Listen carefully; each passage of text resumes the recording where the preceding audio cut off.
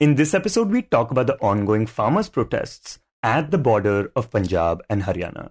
We also talk about the government appointing a new RBI governor amid its ongoing tussle with the central bank. But first, we talk about the shortage of TB drugs. Hi, I'm Shashank Bhargava, and you're listening to Three Things, the Indian Express news show. Last month, when the World Health Organization released its latest global TB report, we discussed how, despite making significant progress over the past decade, India is struggling to meet its deadline to eliminate the disease by 2025. And there are multiple reasons for it, including the prevalence of malnutrition, which significantly increases the risk of contracting the disease. However, it turns out that according to an investigation by the Indian Express, one major reason India has been struggling to combat the disease since last year is a shortage of drugs crucial for tuberculosis patients. So the problem first sort of got highlighted when different states started writing to the center saying, okay, we having problems procuring the medicines, we can't get it quickly, we can't get it in time. That's the Indian Express's Anonna Dutt, who investigated the story for the paper. So this happened earlier this year, and that's where we started off looking into what is happening, why are these different states saying this. After, months of looking at the problem, we were able to get some letters that the center had actually written to the state saying, oh, this medicine will get delayed. You have to procure locally. This medicine would get delayed. And the list also included the basic TB drugs that are given, which are fixed dose combinations, essentially of 4 or 3 antibiotics that the patients have to take so that they can take only one pill. So these are called 3-FDC or 4-FDC within the program. And these are the first line medicines given to TB patients as soon as they are diagnosed. But the letters that Anonna accessed revealed that there was a shortage of even these drugs. And the center had written to the state saying that, okay, you have to procure locally because there's a delay in getting the central supply. So we were able to get hold of these communications. Then we were also able to see that, states were facing difficulties in procuring locally. For example, Karnataka wrote to the center saying that, this letter has come right at the time of Model Code of Conduct for the General Assembly. So, moving funds around, putting out the tenders, it takes time. And they've said that, there isn't enough medicine in the market and, the manufacturing takes some time. So you cannot hasten the process as well. There were states who said that they did not have in place rate contracts because for TB program, most of the drug, actually almost all of the drug is supplied by the center to the states, and states are given just a small fund so that they can locally procure some medicines as a stopgap measure whenever there is, some shortage. But this was a systemic shortage that was happening in 2023 is what we found out. And, states found it very difficult without their own procurement systems in place to actually get the medicines.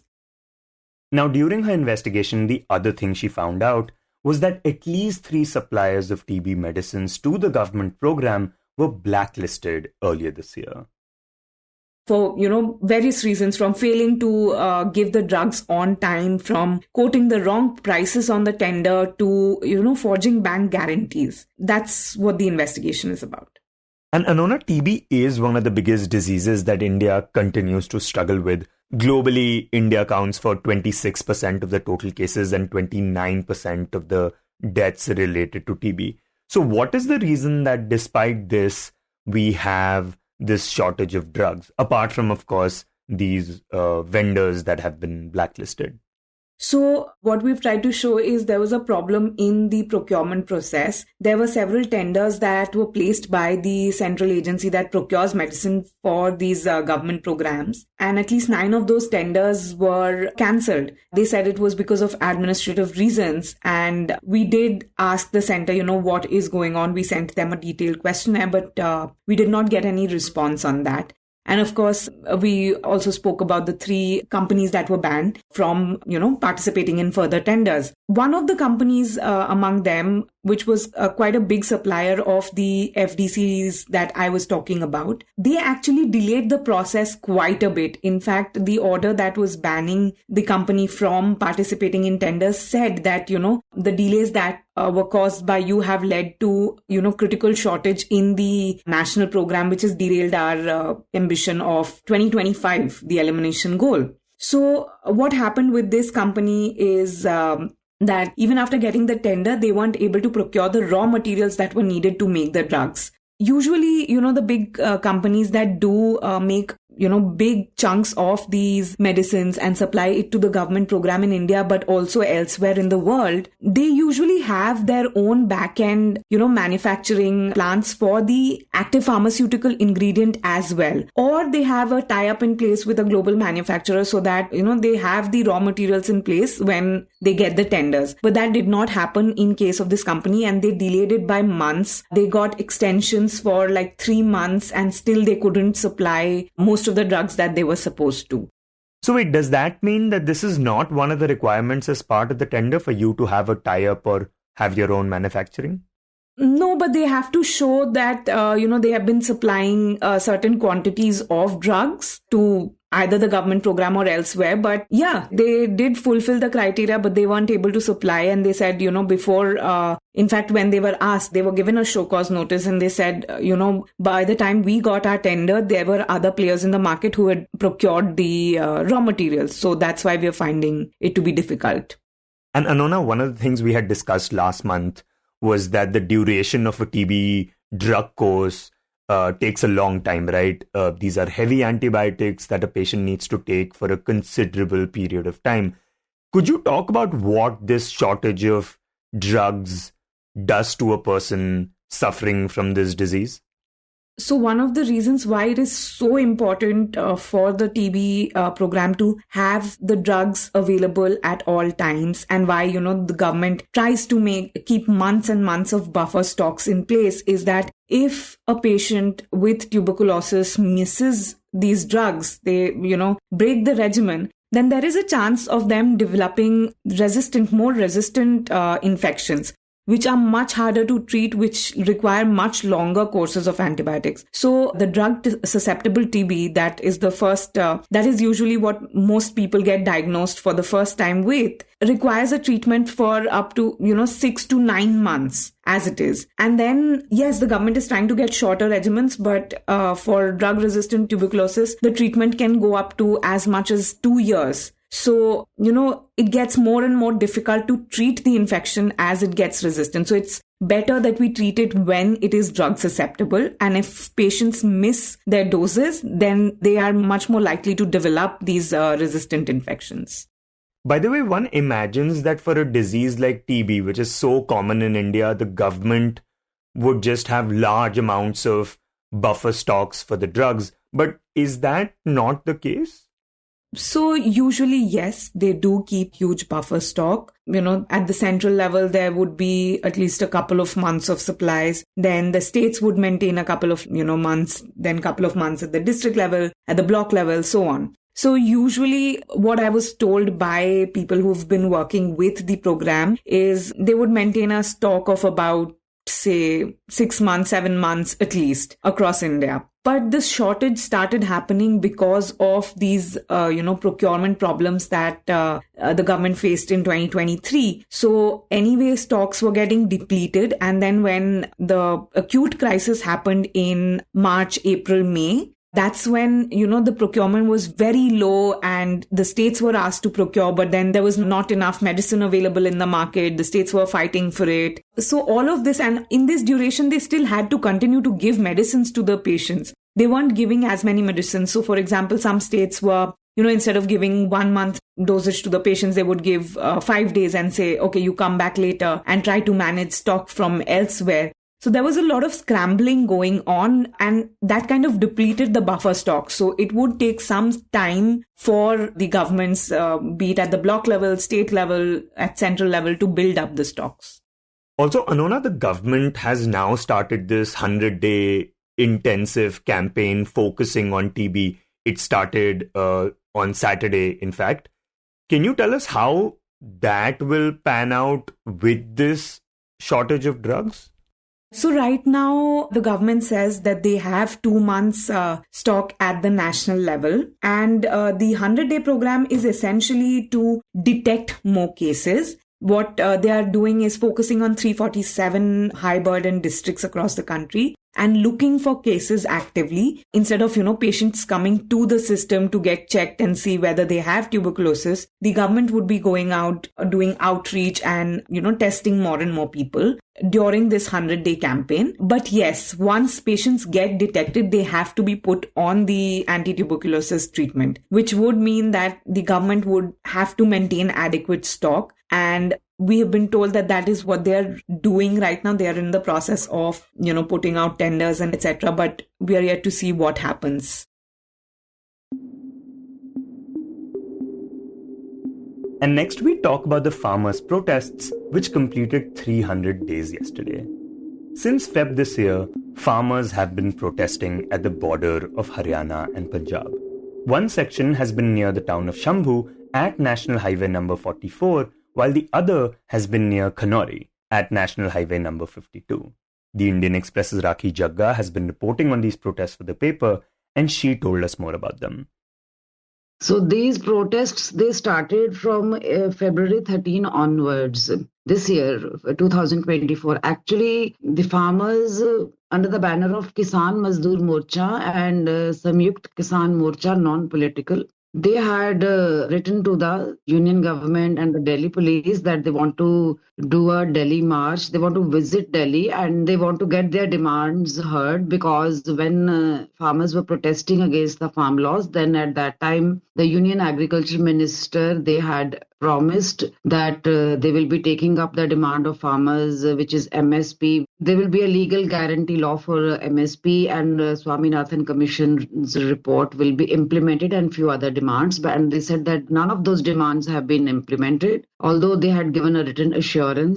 So just to remind the government, they said we want to come to Delhi and we want to protest. But they did not receive any reply from the government, despite having written to the authorities multiple times.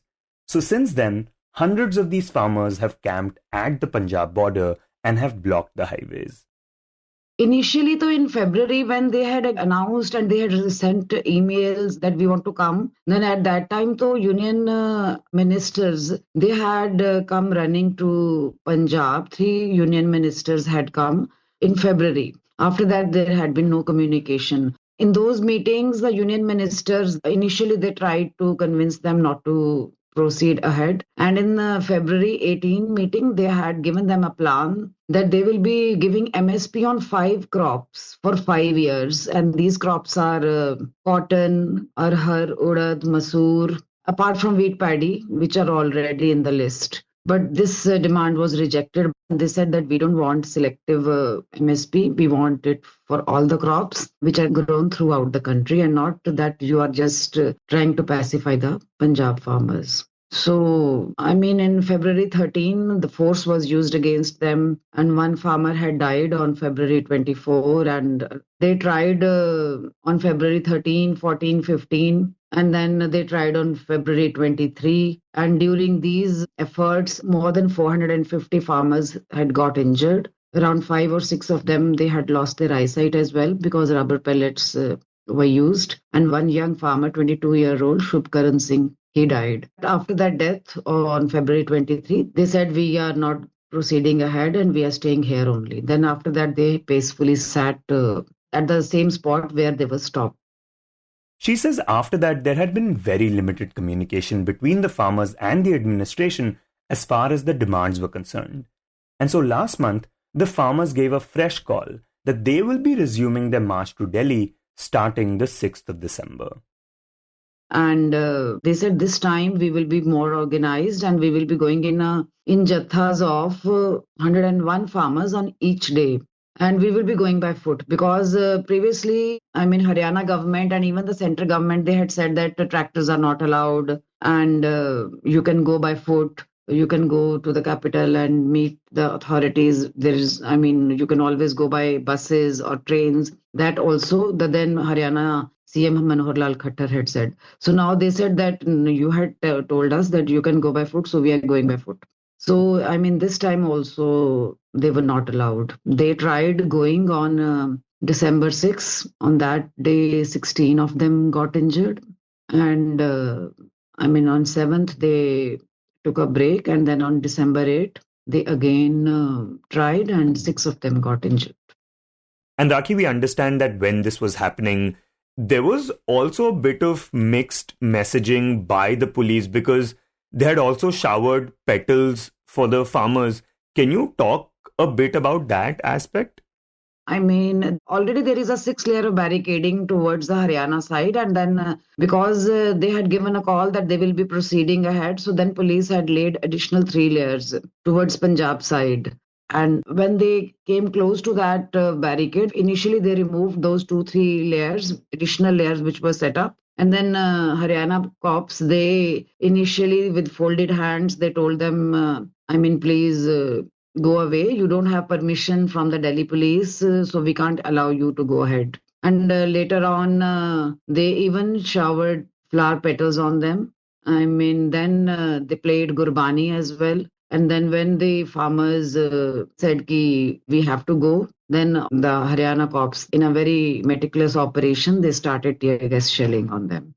So they started out with showering petals and playing Gurbani and ended it with tear gas shells.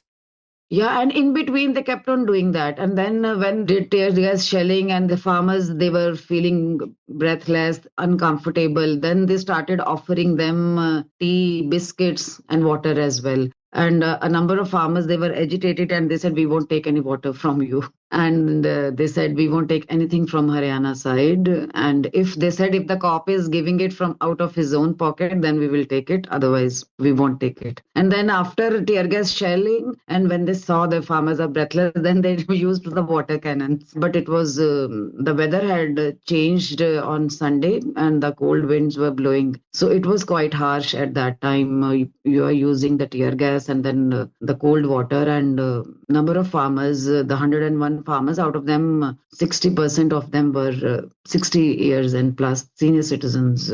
So that was also looking as quite a harsh thing also. That on one hand you are showering petals and then tear gas and then water cannons. It was kind of a mixed reaction, and maybe they were trying to earn some brownie points, but the farmers, they were not at all impressed.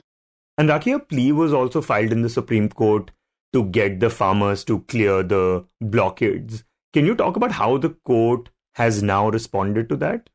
Yeah, that plea has been dismissed. It was filed by one Gaurav Luthra, some activist from Punjab. So Supreme Court had stated that already there are a number of similar pleas pending in the court and they are taking up this matter very seriously. But then they said they don't want to entertain any additional plea on the same matter. Although that activist, they wanted that it should be tagged to the already ongoing pleas, but the court refused, and the farmers, they have welcomed this move by the Supreme Court. That plea was about to clear the highways. It was that because of the protest dharnas, the highways have been blocked and commuters are facing problems. And it has been 300 days since the farmers have been protesting, but the government hasn't exactly responded to their demands. Do we know what the farmers are expecting going forward? On Sunday, after that tear gas shelling and all, when these farmer union leaders, they had a brief meeting with the Haryana administration in which SP Ambala and Deputy Commissioner of Ambala, they had participated, and they said that we want that your matter should be resolved through talks only. And they said you wait for a day. The Prime Minister is visiting Haryana on Monday and we'll get back to you soon. So they have halted their plan to send any fresh contingent towards Shambhu as of now. But they are going to have a meeting on Tuesday, and they said we will be, letting you know that what are our next plans. But that way they are adamant that they won't get up, they won't lift the dharna until their demands are met. And the main demand is seeking MSP as a legal guarantee, implementation of Swaminathan report. And there are a number of FIRs had been lodged against the farmers when they were protesting against the farm laws. And at that time, they said government had told them that all the FIRs will be quashed, and they are claiming that a number of them are still standing. And there are total 13 demands. So, but these are the major ones. So they said we won't get up till the time our demands are met.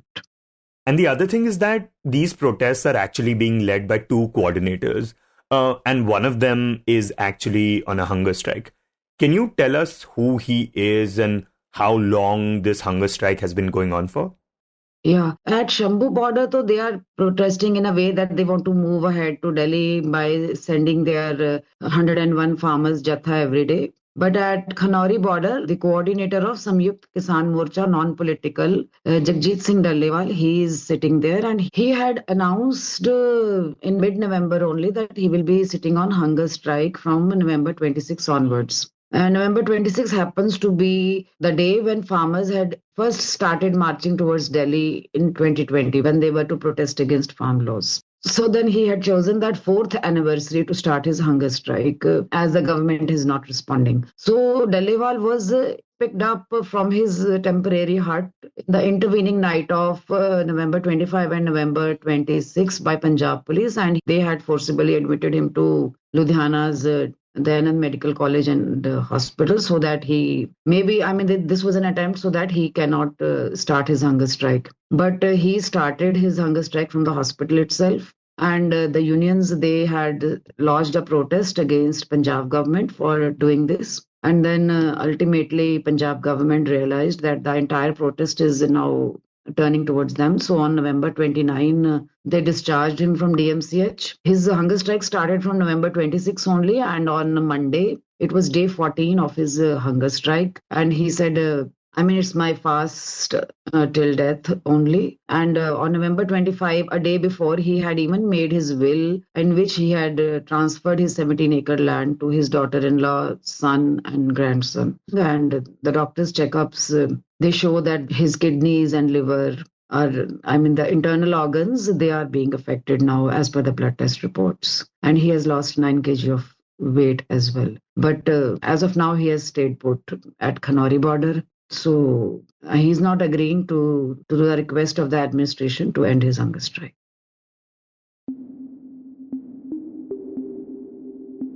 And next we talk about the Reserve Bank of India. Yesterday, in an unexpected move, the government appointed Sanjay Malhotra, the Revenue Secretary in the Ministry of Finance, as the new governor of the Reserve Bank. This move brings an end to Shaktikanta Das's tenure, which many believed would extend to a second term. Sources suggest that what worked in favor of Sanjay Malhotra, a 1990 batch IAS officer, was his reputation as a calm influence with intellectual acumen.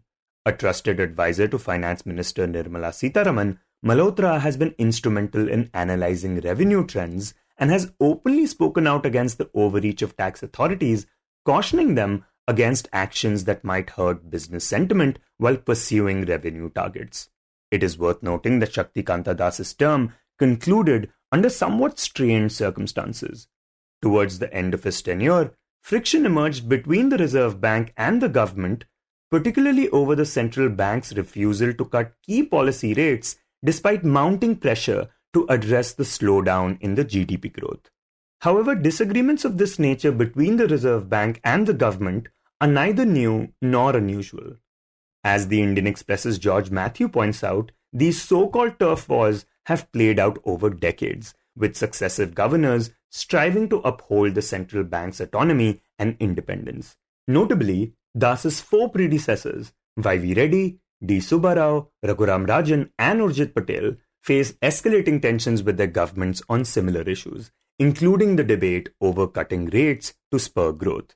This dynamic resurfaced recently with 2 union ministers urging the Reserve Bank to lower the repo rate ahead of the upcoming monetary policy review on the 8th of December. Finance Minister Nirmala Sitharaman advocated for affordable bank rates to help industries expand and boost capacity. Meanwhile, Union Commerce and Industry Minister Piyush Goyal called on the RBI to cut interest rates to stimulate economic growth, arguing that it should look past rising food prices when formulating monetary policy. Though despite this pressure, the Reserve Bank, prioritizing its commitment to controlling inflation, chose to keep the repo rate steady at 6.5%. You were listening to Three Things by the Indian Express. Today's show was written and produced by me, Shashank Bhargava, and was edited and mixed by Suresh Pawar. If you like the show, then do subscribe to us wherever you get your podcasts. You can also recommend the show to someone you think will like it, share it with a friend or someone in your family. It's the best way for people to get to know about us. You can tweet us at Express Podcasts and write to us at podcasts@indianexpress.com.